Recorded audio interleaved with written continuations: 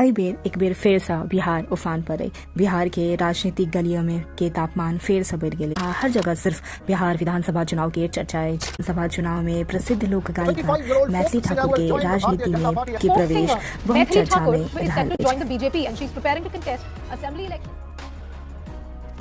आप जखन और राजनीति में अपन पग बढ़ा रहल छथिन त जनता के बीच बहुत मिलल जुलल प्रतिक्रिया देखबाक भेट रहल अछि और बहुत लोग हुनकर ई कदम के स्वागत करे छथिन। एकर कारण ई छै कि वो एकटा नया चेहरा सेहो छथिन जे अपन क्षेत्र के विकास के लेल किछु करय चाहै छथि।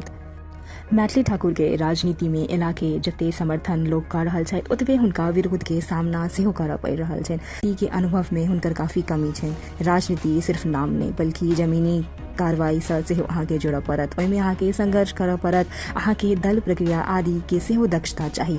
लेकिन मैथिली ठाकुर के ई क्षेत्र में काफी कमी नजर आबि रहल छै।